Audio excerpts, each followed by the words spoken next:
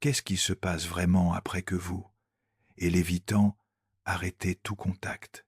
Quand le contact se coupe, presque tout le monde pense que l'évitant ressent du soulagement, le silence, l'espace, le contrôle retrouvé. Mais ce n'est que la première couche. Ce qui se passe après n'est pas visible de l'extérieur, pas de message, pas de réaction claire, pas de signes évidents, et c'est précisément pour ça que beaucoup interprètent mal ce moment. L'erreur, c'est de penser que l'absence fonctionne pour lui comme elle fonctionne pour vous. Parce que quand le lien disparaît sans conflit, sans poursuite et sans explication finale, quelque chose reste ouvert à l'intérieur. Ça ne fait pas mal tout de suite, ça ne se manifeste pas comme de la nostalgie, ça n'apparaît pas comme un désir conscient, ça apparaît comme une tension silencieuse qui ne sait pas comment se refermer. L'évitant ne traite pas la perte au moment de la rupture, il la traite quand son système cesse de recevoir des stimuli et qu'il est obligé de faire face à la seule chose qu'il ne peut pas éviter, son propre vide non résolu. Et c'est là, pas quand vous partez, mais quand vous n'êtes plus là, que commence quelque chose que presque personne n'imagine. Pendant les premiers jours sans contact, l'évitant vit ce qui ressemble à du calme.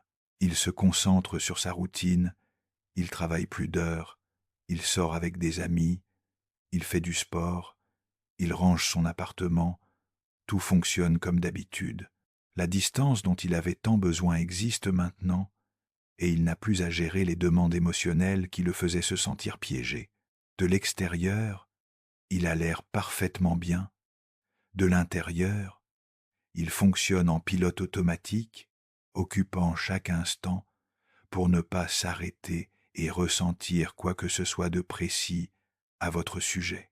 Cette phase initiale renforce la conviction qu'il a pris la bonne décision en vous laissant partir. L'évitant ne ressent pas de douleur aiguë parce que la douleur nécessite une connexion émotionnelle active et il vient de se déconnecter. Ce qu'il vit, c'est plutôt une sorte de neutralité qu'il confond avec la paix. Il ne vous manque pas au sens romantique. Il ne consulte pas constamment votre profil. Il ne se demande pas ce que vous faites en ce moment. Son esprit est occupé à maintenir la structure de sa vie, sans interruption émotionnelle. Mais il y a quelque chose que la plupart des gens ne comprennent pas à propos de ce calme apparent. Ce n'est pas une résolution, c'est une suspension. L'évitant a mis en pause le traitement émotionnel. Il ne l'a pas terminé. Il est dans un état de déni fonctionnel, où l'absence de contact élimine le stimulus qui déclenche son inconfort, mais n'élimine pas la connexion qui a existé. Cette connexion est archivée, pas effacée. Et pendant qu'il continue sa vie quotidienne, sans penser consciemment à vous, son esprit inconscient enregistre quelque chose d'important. Il n'y a plus de pression. C'est là que l'interprétation commune échoue complètement. Les gens supposent que sans pression, l'évitant passe simplement à autre chose et oublie. Ce serait vrai si la relation avait été superficielle ou s'il n'y avait jamais eu de lien réel. Mais quand il y a eu une connexion authentique, quand vous avez partagé des moments de vraie vulnérabilité, quand il vous a permis de vous rapprocher plus qu'il ne le tolère normalement, cette expérience reste gravée d'une manière qui ne disparaît pas avec le silence.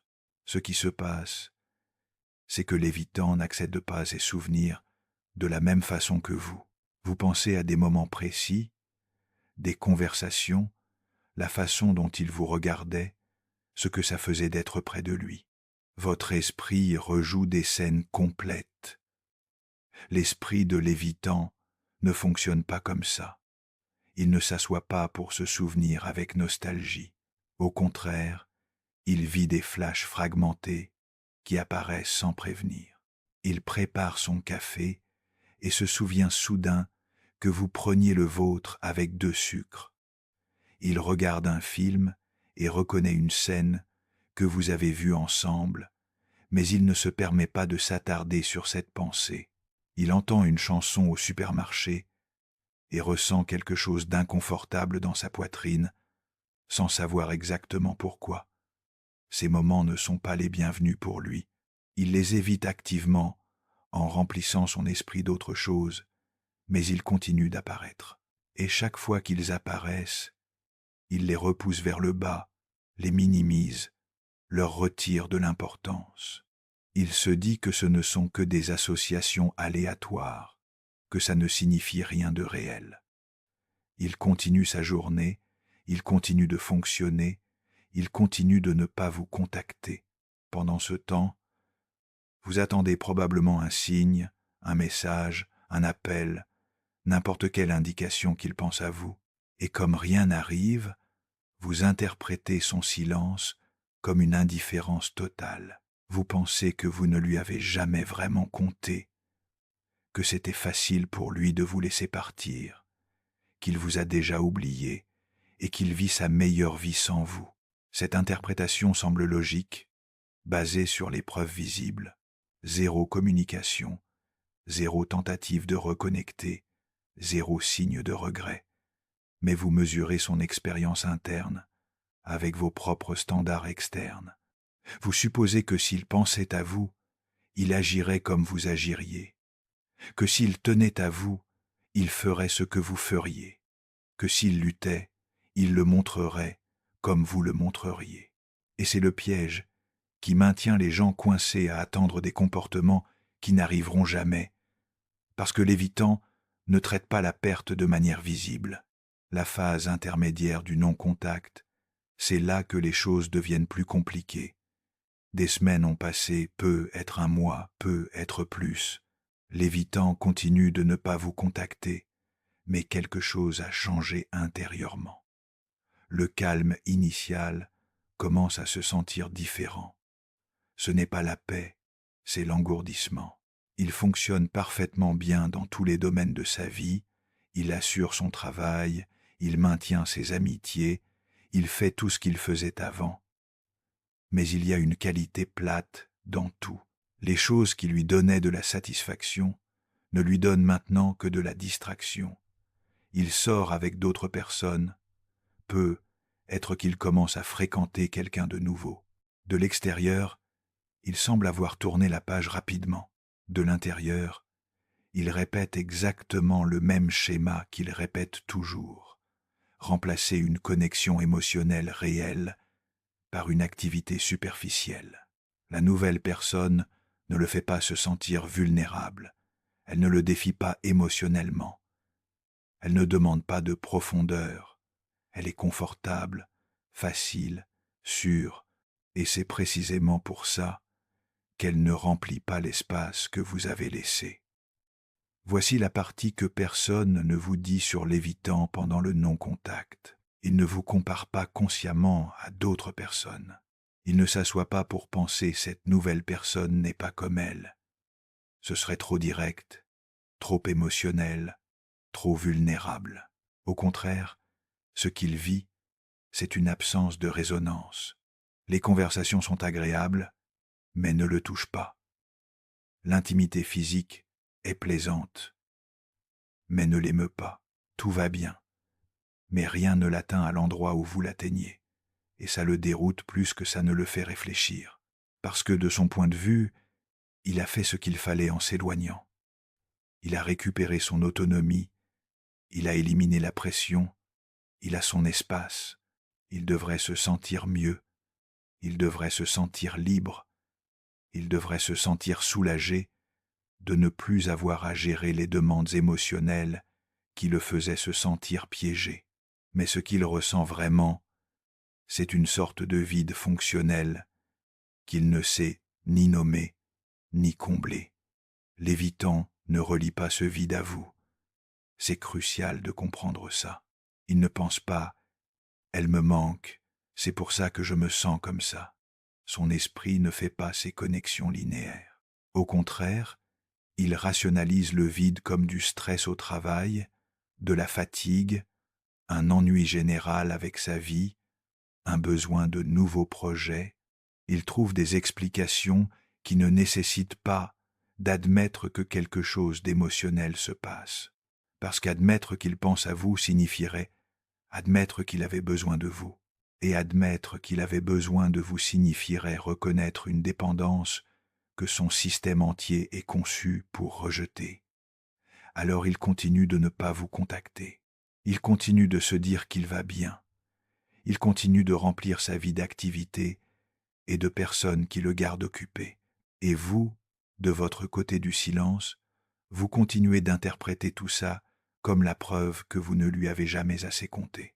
Mais alors quelque chose change. Il n'y a pas de moment précis. Ce n'est pas dramatique. Ce n'est pas une révélation soudaine. C'est plutôt une accumulation graduelle de petites fissures dans le récit qu'il se raconte. Il passe devant l'endroit où vous aviez l'habitude de vous retrouver et ressent quelque chose d'inconfortable. Il voit votre série préférée annoncée sur une plateforme et son premier réflexe est de vous le dire. Quelqu'un mentionne quelque chose lié à votre travail et il pense automatiquement à vous avant de se rappeler que vous n'êtes plus en contact. Ces moments deviennent plus fréquents et même s'il continue de ne pas vous contacter, même s'il continue de ne pas se permettre de traiter consciemment ce que vous représentez pour lui, quelque chose change intérieurement. La distance qui lui donnait du soulagement lui donne maintenant une sensation étrange d'incomplétude. Ce n'est pas qu'il pense à vous au sens traditionnel. C'est que votre absence a créé un espace que rien d'autre ne remplit, et cet espace devient de plus en plus notable. Pendant cette phase, l'évitant peut commencer à vivre quelque chose qu'il admet rarement, une solitude authentique. Pas la solitude superficielle de ne pas avoir de plan un samedi soir, mais la solitude profonde d'être entouré de gens et d'activités sans ressentir de connexion réelle avec rien de tout ça. Il peut être au milieu d'une réunion sociale, en train de rire avec des amis et ressentir une distance étrange de tout. Il peut être allongé à côté de quelqu'un de nouveau et sentir qu'il est complètement seul. Il peut accomplir des choses importantes dans son travail et remarquer qu'aucune de ses réalisations ne lui génère la satisfaction qu'il attendait. Cette solitude est différente de tout ce qu'il a ressenti quand vous étiez ensemble. Quand vous étiez en contact, ce qu'il ressentait, c'était de l'accablement, de la pression, la sensation d'être piégé par les attentes émotionnelles. Maintenant, ce qu'il ressent, c'est un type différent d'inconfort. Il n'y a personne qui attend quoi que ce soit de lui, pas de demande, pas de pression pour se connecter. Il a toute la liberté qu'il disait vouloir, et cette liberté se sent de plus en plus vide. Il est important de comprendre quelque chose de fondamental sur la façon dont l'évitant vit ses propres émotions. Il n'a pas de vocabulaire émotionnel développé. Il ne peut pas nommer avec précision ce qu'il ressent. Quand vous ressentez de la tristesse, vous pouvez l'identifier, la traiter, en parler. Quand on lui ressent quelque chose qui ressemble à de la tristesse, il le vit comme de l'irritabilité, de la fatigue, de l'ennui, ou simplement comme je ne sais pas ce qui m'arrive. Il ne relie pas ces états émotionnels à leur vraie cause. Alors quand la solitude apparaît après le non-contact, il ne pense pas « je me sens seul parce qu'elle me manque ». Il pense « tout se sent bizarre ces derniers temps, où j'ai besoin de changer quelque chose dans ma vie ». Sans jamais identifier ce qu'il doit exactement changer, cette confusion interne le pousse à faire des choses qui, de l'extérieur, semblent complètement contradictoires. Il peut commencer à faire des changements drastiques dans sa vie, changer de travail, déménager dans une autre ville, rompre avec la nouvelle personne qu'il fréquentait, commencer un nouveau passe-temps intense, réorganiser complètement son appartement. Toutes ces actions sont des tentatives de résoudre l'inconfort qu'il ressent sans avoir à affronter la vraie source de cet inconfort, qu'il a éliminé la connexion qui lui tenait vraiment à cœur parce qu'il ne savait pas comment gérer la vulnérabilité qui venait avec. Et pendant qu'il fait tous ces changements externes, vous ne savez toujours rien de tout ça. Vous voyez toujours juste le silence, Vous continuez d'interpréter l'absence de contact comme la preuve qu'il a complètement tourné la page. Vous n'avez aucun moyen de savoir qu'il lutte avec quelque chose qu'il ne peut même pas nommer correctement. Vous n'avez aucun moyen de voir que les changements qu'il fait sont des symptômes d'un traitement émotionnel qui ne se traduit jamais en communication directe avec vous. Ce que fait le non-contact, c'est révéler une vérité inconfortable sur l'évitant. Sa capacité à ressentir ne se traduit pas automatiquement en capacité d'agir. Il peut vivre intérieurement toutes sortes d'émotions liées à vous sans que ça ne se transforme jamais en message, en appel ou en vraie tentative de reconnexion. L'écart entre son monde intérieur et ses actions extérieures est si large que vous pourriez passer des mois à imaginer des scénarios complètement incorrects sur ce qu'il vit.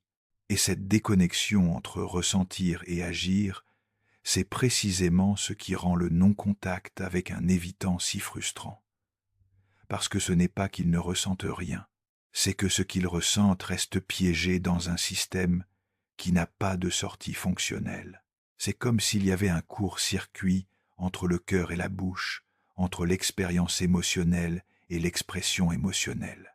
Tout ce qu'il traite intérieurement reste là, tournant en rond, sans jamais trouver une façon de se manifester que vous pourriez voir ou recevoir.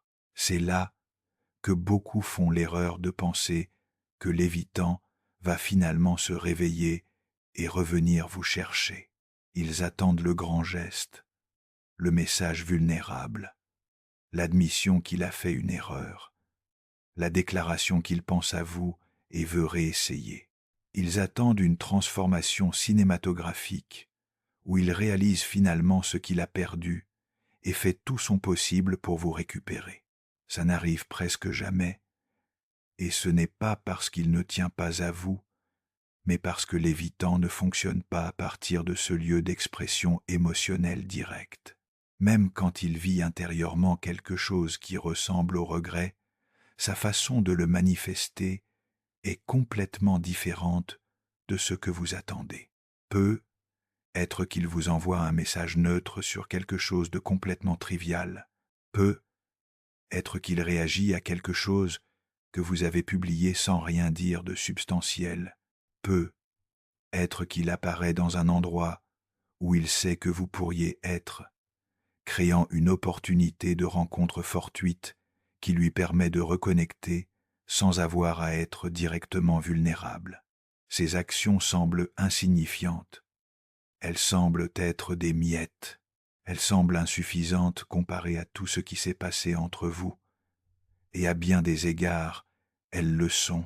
Mais pour l'évitant, ces petits gestes représentent un niveau de risque émotionnel significatif. Il teste si c'est sûr de s'approcher à nouveau.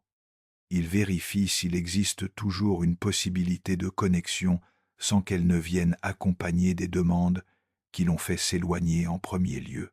La vérité inconfortable, c'est que l'évitant peut passer des mois à traiter intérieurement la perte sans jamais l'extérioriser de façon claire. Il peut penser à vous fréquemment sans jamais agir sur ses pensées. Il peut ressentir profondément votre absence sans jamais vous le communiquer directement. Et il peut vouloir reconnecter sans jamais faire les pas évidents qui démontreraient ce désir. Ce n'est pas de la manipulation, ce n'est pas un jeu de pouvoir, ce n'est pas une stratégie consciente pour vous garder accroché. C'est simplement comment fonctionne son traitement émotionnel. L'évitant vit ses sentiments de façon fragmentée et retardée.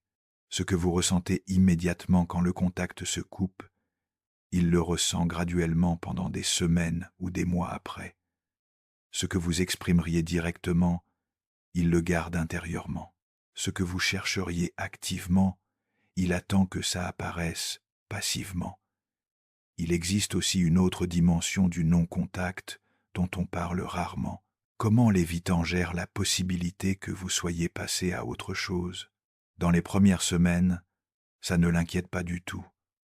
Il est convaincu qu'il a pris la bonne décision et ne pense pas beaucoup à ce que vous faites ou ressentez.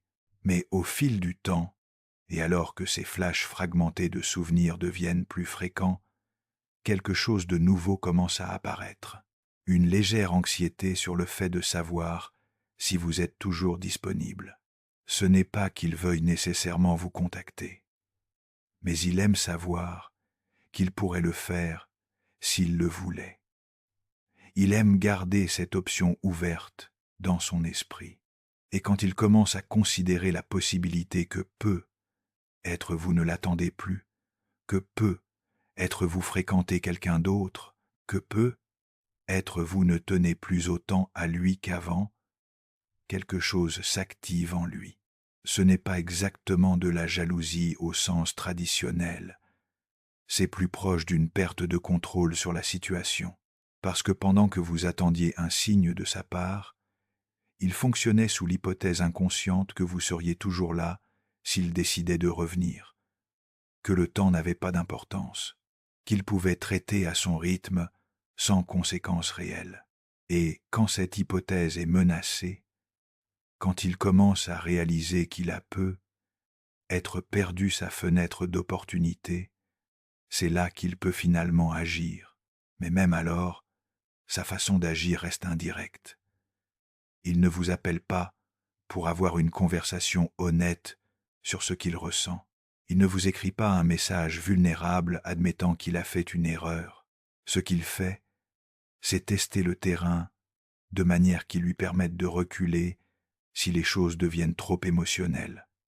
Message décontracté, question superficielle, invitation déguisée en coïncidence. Tout est conçu pour reconnecter sans avoir à admettre qu'il a besoin de vous. Et pendant que tout ça se passe en lui, vous êtes dehors, en train d'interpréter son silence comme la preuve définitive qu'il vous a oublié. Vous utilisez l'absence de communication comme preuve d'absence de sentiment. Vous mesurez son expérience interne par ses actions externes, sans comprendre que pour lui, ces deux choses sont déconnectées d'une façon que vous ne vivrez probablement jamais personnellement. La phase la plus difficile du non-contact pour l'évitant, ce n'est pas le début, quand le soulagement domine. Ce n'est pas non plus le milieu, quand la confusion et l'engourdissement le maintiennent en fonctionnement. C'est quand il doit finalement faire face à la réalité que vous pourriez vraiment être parti pour toujours, que le silence qu'il a créé a des conséquences permanentes, que son incapacité à communiquer émotionnellement peut lui coûter quelque chose qu'il valorisait vraiment, même s'il n'a jamais su comment le démontrer de manière cohérente. Mais même à cette phase, sa réponse reste caractéristique. Il n'y a pas de grand éveil émotionnel. Il n'y a pas de transformation magique. Il y a une reconnaissance interne inconfortable que quelque chose de précieux a été perdu, combinée à une incapacité fondamentale à faire quelque chose de substantiel à ce sujet. Il peut ressentir du regret sans savoir comment le convertir en action. Il peut reconnaître qu'il a fait une erreur sans avoir les outils émotionnels pour la réparer. Il peut vouloir que les choses soient différentes sans être prêt à faire le travail interne qu'un vrai changement nécessiterait. Alors, qu'est-ce qui se passe vraiment après que vous et l'évitant arrêtez tout contact? Il se passe un processus interne qui est complètement invisible pour vous. Il se passe une lutte entre son besoin de connexion et sa terreur de la dépendance. Il se passe un traitement lent de ce qu'il a perdu sans qu'il ne se permette jamais de le ressentir complètement. Il se passe une série de moments où il pense à vous sans agir sur ses pensées. Il se passe une expérience de vide qu'il ne sait ni nommer ni résoudre. Et la plupart du temps, il ne se passe pas de retour dramatique. Il ne se passe pas d'excuses profondes. Il ne se passe pas de transformation magique où il devient finalement la personne émotionnellement disponible que vous avez toujours voulu qu'il soit. Ce qui se passe, c'est qu'il continue d'être qui il est, traitant la perte à sa manière, à son rythme, avec ses limitations. Ça ne signifie pas que vous devriez l'attendre. Ça ne signifie pas que vous devriez interpréter son silence comme de l'amour caché. Ça ne signifie pas que vous devriez rester disponible pendant qu'il traite intérieurement quelque chose qu'il ne vous communiquera jamais. Ce que ça signifie, c'est que son silence n'est pas toute l'histoire. Son absence de contact n'est pas la preuve d'une absence de sentiment. Son indifférence apparente n'est pas la réalité complète de son expérience interne. Il traverse quelque chose. Seulement, il le traverse d'une manière qui ne valide pas votre besoin de clarté, qui ne respecte pas votre besoin de communication directe et qui ne satisfait pas votre besoin de savoir que vous lui avez compté. Et c'est précisément la raison pour laquelle le non-contact avec un évitant aboutit rarement au dénouement que vous imaginez. Parce que vous attendez que l'absence le réveille, vous attendez que le silence crée de l'urgence, vous attendez que le temps loin lui fasse réaliser ce qu'il a perdu. Et techniquement, quelque chose de tout ça peut se passer. Mais ça se passe d'une manière si interne, si fragmentée, si déconnectée de l'action, que ça ne se traduit jamais en le type de reconnexion qui ferait que tout en vaille la peine. L'évitant ne revient pas avec de la clarté. Il revient avec de l'ambivalence. Il ne revient pas transformé. Il revient avec les mêmes schémas légèrement plus conscients. Il ne revient pas prêt pour la relation profonde que vous avez toujours voulu. Il revient en voulant tester s'il peut avoir une connexion sans se sentir piégé à nouveau. Et si vous retournez dans cette dynamique sans que rien de fondamental n'ait changé, vous finirez exactement où vous avez commencé, sentant que vous devez vous éloigner encore pour voir s'il se réveille finalement. La partie qui n'est pas ce que vous imaginez, c'est celle-ci. Le non-contact ne le change pas. Ce qui change, c'est votre clarté sur ce dont vous avez vraiment besoin et s'il peut vous le donner.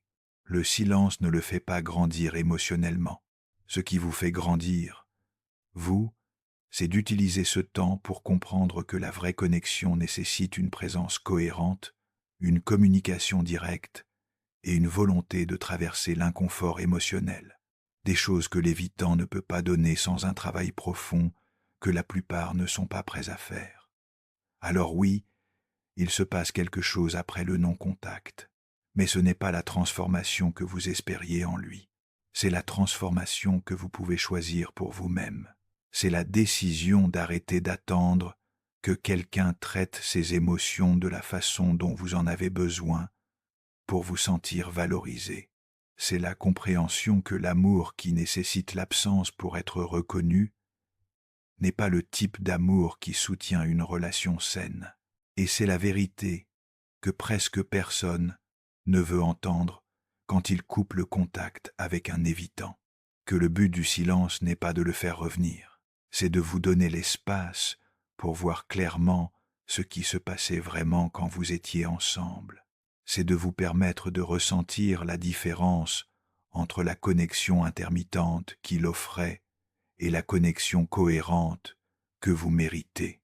C'est de créer assez de distance pour que vous puissiez finalement vous poser la question la plus importante. Est-ce que vous voulez vraiment revenir à ça?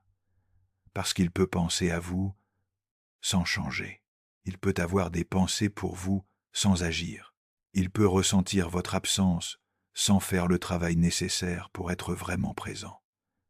Et vous pouvez passer des mois à attendre des signes qui n'arriveront jamais de la façon dont vous en avez besoin, interprétant des miettes comme du progrès, vous convainquant que son silence signifie quelque chose de profond, alors qu'en réalité, ça signifie juste qu'il reste exactement qui il a toujours été. Ce qui se passe après le non-contact n'est pas ce que vous imaginez, parce que vous imaginez une fin, vous imaginez une résolution, vous imaginez que le temps et la distance créeront de la clarté pour vous deux, et peut être que ça crée de la clarté pour vous, mais pour lui ça ne crée que plus de la même chose. Évitement émotionnel déguisé en indépendance, peur de l'intimité rationalisée comme besoin d'espace, incapacité à se connecter profondément justifiée comme préférence pour l'autonomie. Alors, Utilisez ce temps pour décider quel type de relation vous voulez vraiment, pas la version idéalisée où il change finalement. La version réelle où quelqu'un choisit de se montrer de façon cohérente, de communiquer clairement et de traverser les moments difficiles sans disparaître. Parce que c'est ce que vous méritez. Et c'est exactement ce que l'évitant, peu importe combien il pense à vous en silence, ne pourra probablement jamais vous donner. Si cette vidéo vous a aidé à voir le non-contact d'une perspective différente, laissez-moi un commentaire en me racontant depuis combien de temps vous êtes sans contact et ce que vous avez remarqué pendant cette période.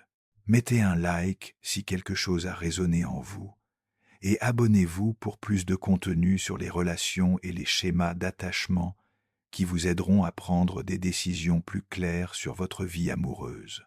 Merci d'avoir regardé.